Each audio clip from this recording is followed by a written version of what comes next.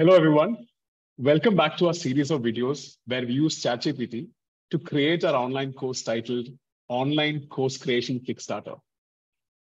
In our previous video, we asked ChatGPT to create and assume a persona who's an online course creator expert. ChatGPT created one such persona by the name of Emily, and ChatGPT assumed that persona.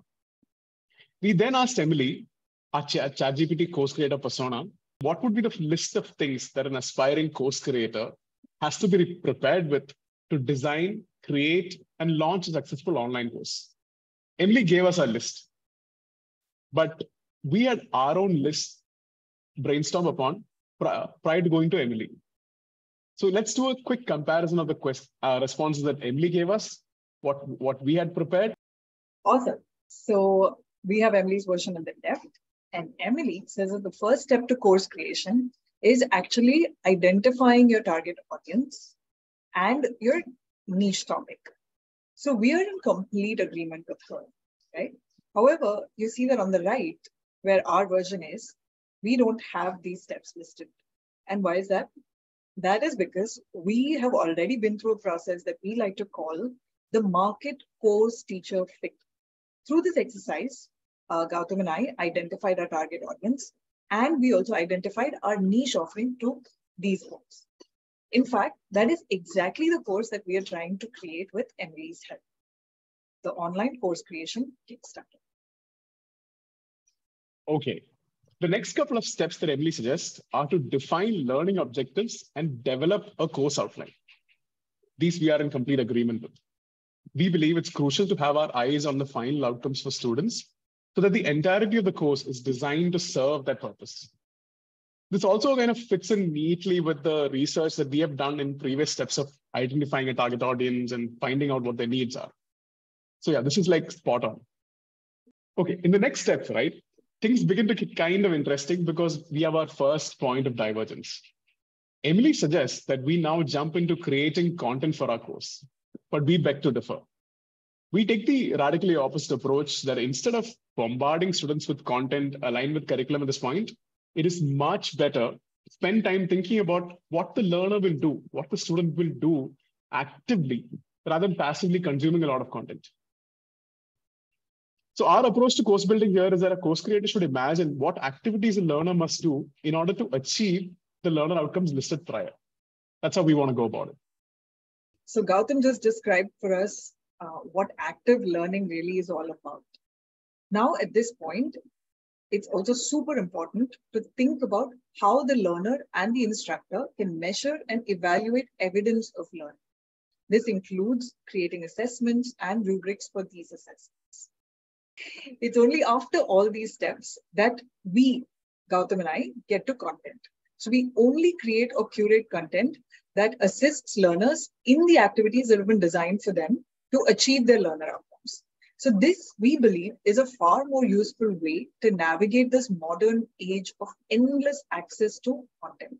So don't bombard your students, but instead curate and mindfully take them to stuff that helps.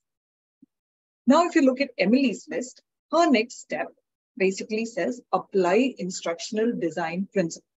But from what Gautam and I have already described, it should be clear to you that applying instructional design principles is something that we've already taken care of in our approach from the get-go. Necessary set of steps take us a little out of the direct task of course creation and into the business side of things, starting with selection of a suitable platform. So, as far as we are concerned, we have chosen Maven.com to be our platform of choice. Once you decide on the platform, the next step, obvious step, is to create a marketing plan. Emily kind of suggests a generic list of several things to do. However, as far as we are concerned, we want to start small and we're sticking to a simple email marketing campaign. This gels well with being on the Maven platform because they have a lot of integrated features. And we're also being intentional and trying to expand our marketing efforts slowly to suit our needs based on our strengths, our habits, our weaknesses, etc. Right? And things we honestly like to do. And the next bit is pricing. Now, there is a lot of theory around this, but we have already decided on the price point of our course, right? We based it on our experience of having run online courses for over a year. That's how we have gone about it. Back to you, Aruna. Yeah, excellent. So Once all of this is set out, the next step that Emily suggests is testing and refining the course using a beta version of the course, right? We believe that this is an excellent idea. This is one that we have done ourselves and one that we strongly recommend.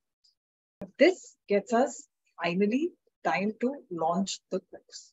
At a bare minimum, you want to launch your landing page and take your course out to the public. So what this does is it makes us discoverable to the world. And of course, what Emily says, those are good things to do too. If you have your landing page ready, then go ahead and add frills and do all of that. Just because you've launched your course does not mean that the prep work for course creation ends there. We have to remember that course creation and development is a process that's very iterative. How do we go about this? We do it by designing various student touchpoints into the course. Touchpoints that help us collect a lot of student feedback. This includes pre-course questionnaires, student onboarding exercises, post-course questionnaires, and student offboarding exercises. So this brings us to the end of our steps to create an online course. So if you want to see how we actually go about creating our entire course with the help of Emily, our ChatGPT assistant, don't forget to tune in. And also, if you like our work, please like us and also subscribe to our channel. Thank you so much. See you next time. Bye.